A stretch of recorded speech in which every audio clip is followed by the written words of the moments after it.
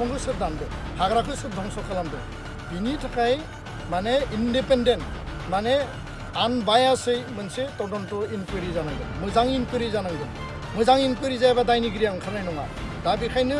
दिनै आं सोरखौबा बुंगोन सोरबाया आंखौ बुंगोन बेबायदि दाय होलायनानै बिनि खुनु सलुसन गैया दाय होलायनाया दाय होलायनायनि थांगोन हाग्राया धंस जालांबाय थागोन दाय होलायग्राफोरा होलायबाय थागोन हाग्राया जोबस्रांगोन धंस जायै जायै भुटान मोनहैगोन बिनि उनाव जोङो बबेयाव थांना थागोन दा जोंनो हाग्राखौ नांगौना नाङा कुइसना बेसो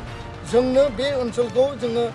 माने प्रटेक्सन खालामनांगौ ना नाङा जोंनि इयुन जोलैया थांना थानांगौ ना थानाङा बेयाव इयुन जोलैया दै मोनलोंनांगौ ना मोनलोंनाङा खरां जानांगौ नामा बेयाव हा खुरखानाय बेयाव माने द्रट जानांगौ नामा बा फ्लाड जानांगौ नामा बे कुइसनफ्रा जोंनि मोखाङाव दङ दा बेखायनो सोरबा साफा सानैनि सार्थनि थाखाय हाग्रा एवस्रांनाय हाग्रा दानस्रांनाय बे खामानिखौ जों लुबैया आरो जों बुंदों जे प्रटेक्सन जानांगोन नेशनेल पार्क घोषणा होयोब्ला बिनि फुल प्रटेक्सना जागोन बेयाव फरेस्टनि गासैबो माने सिकिउरिटि बा फर्सेस जिखिनि प्रटेक्सननि टीम दङ बिसोर थाफैगोन दा बिनि थाखाय बिटिआर सरकारा खामानि मावनांगोन प्रप'जेल हरनांगोन आसाम सरकारनि गिबि मन्थ्रिखौ जोंबो खावलायगोन सरकारनिफ्रायबो खावलायनांगोन आरो भारत सरकारखौ नारसिननानै बेखिनिखौ आदाय खालामनांगौ नङाब्ला फैबाय थानाय बे 2 बोसोराव जिखिनि दङ 10 किल'मिटार दङ होननानै बुंदों बियो जोबनो थाखाय बारा गोबाव गैलिया आरो बियो जोबनांगौबा बर' हारिनि थांना थानायानो माने रैखाथि गैयै जागोन होननानैसो आं दिनै बुंनो नागिरो गोजोन्थों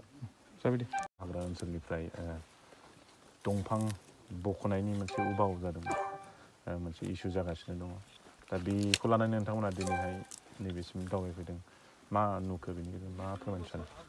चिरां जिल्लानि साहा थानाय बे माने रिपु रिजार्भ जे माने फरेस्ट एरिया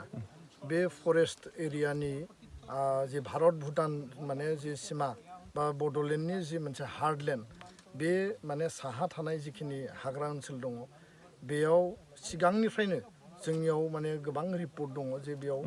माने दंफां दाननाय हाग्रा एवस्रांनाय हाग्राखौ फोजोबस्रांनायनि खामानिया सोलिबाय थादों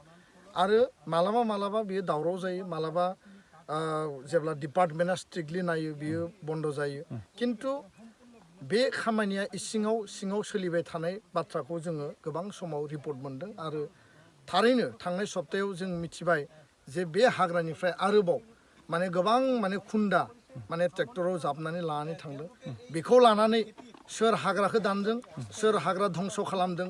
आरो आसोल माने सिखावा सोर बे बाथ्राखौ लानानै तर्क जुक्ति जानाय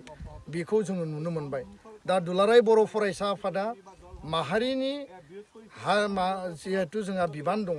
बे ओनसोलाव थानाय बर' फिसा बर' आइ आफाजों लोगोसे गुबुन गुबुन हारि माहारि थांना थानायनि थाखाय हाग्रा ओनसोला जोंनि थाखाय गोनांथार आरो बेखौ इयुन जोलैनि थाखाय जों थिनानै गालांनांगोन दा 2006 सननि फरेस्ट राइट एक्ट बायदियै 2005नि 13 डिसेम्बरसिम जाय मानसिफ्रा हाग्रा ओनसोलाव दंमोन बिथांमोना लेन्ड एन्टाइटेलमेन्ट मोनगोन लेन्ड राइट मोनगोन बेयाव जोंहा क्लियार आरो बिनि थाखाय जों दाबि होगासिनो दङ किन्तु 2006 सननिफ्राय दासिम 2023 दिनै माने जोबनोसै बे समसिमबो दिनै जे हाग्रा एवस्रांनाया सोलिबाय थादों जि जायगायाव गसंनानै दङ बे जायगाखौ थांनाय बोसोरावसो जोंनि गाहाय नेहाथारि खनेन्द्र बसुमतारी आरो चिरां जिल्लानि टिमा नायफैदोंमोन नायफैनानै नुदोंमोन बेयाव गासैबो दंफां लाइफां दंजोबोमोन माखासे हाग्रा दंफांखौ दाननाय जादोंमोन किन्तु दिनै जों नुबाय बेयाव हाग्रा एवस्रांनाय खेथि मावनाय बेयाव माने अर सुनानै माने फोजोंबाय थानाय बे थासारिफोरा मानो जादों बेथ' मोनसे इलिगेल एनक्रचमेन्ट आरो जोंनि बर' आइ आफा जायफोरा हा गैजायै जायफोरा लेन्डलेस बे मानसिफोरखौबो आं खावलायगोन जे नोंथांमोननि थाखाय सरकारा हा होनायनि थाखाय लेन्ड मेला बा नोङो माने बैसुमुथि मिशन खालामदों आरो जायफोर हा गैजाया जायफोर न' माने दैजों खुरखा जाबाय बारहुंखायाव सिलिंखार जाबाय बायदिसिना कारनाव लेन्डलेस जाबाय बिथांमोननि थाखाय बिटिआर सरकारा हा होगोन होनायनि खामानिखौ मावगासिनो दङ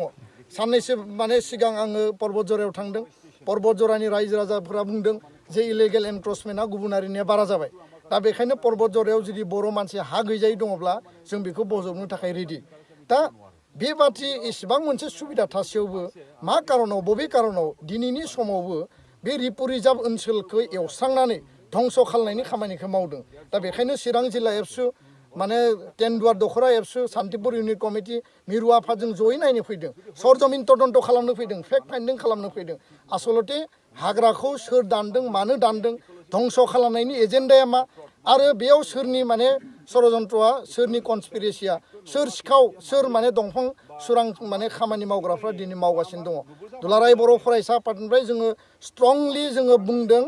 जे दंफां दाननाया बन्द जानांगौ हाग्रा एवस्रांनाया बन्द जानांगौ हाग्रायाव एनक्रोच खालामनाया बन्द जानांगौ बेखौ कुनु कारनाव सैज्य खालामनाय जानाय नङा आरो बिनि थाखाय गोनां जायोबा दुलाराय बर' फरायसा आफादा 500 जन भलन्टियार दोननानै बे हाग्रा ओनसोलखौ नेनायनि खामानिखौ जों मावनो बाध्य जागोन आरो बे जायगानिफ्राय आसामनि गिबि मन्त्रि डक्टर हिमन्त बिश्व शर्माखौ खावलायदों बिटिआरनि मानगोनां चिफ प्रमद बर' बिथांखौ खावलायदों जे फरेस्ट प्रटेक्शननि हाग्रा ओनसोलखौ प्रटेक्शन खालामनायनि खामानिखौ बिथांमोना स्ट्रंलि मावनांगौ कुनु कारनाव कम्प्रमाइज खालामनायनि बाथ्रा गैया कुनु कारनाव बिखौ माने नायनानै थानायनि बाथ्रा गैया आरो रायमना नेशनेल पार्कखौ प्रटेक्शननि सार्थआव जेरैबायदि माने नोङो वेस्ट बेंगल भुटान आरो आसाम आरो बड'लेण्ड बे माने सारि खिमाखौ नायनानै जेरैबायदि रायमना नेशनेल पार्क बे रिजार्भ फरेस्टखौ घोषणा होदोंमोन दिनै मोनसे प्रटेक्शननि बेबस्थायाव थांबाय जों दाबि खालामो चिरां जिल्लानि नैबे रिपु रिजार्भ फरेस्टखौबो रिपु नेशनेल पार्क हिसाबै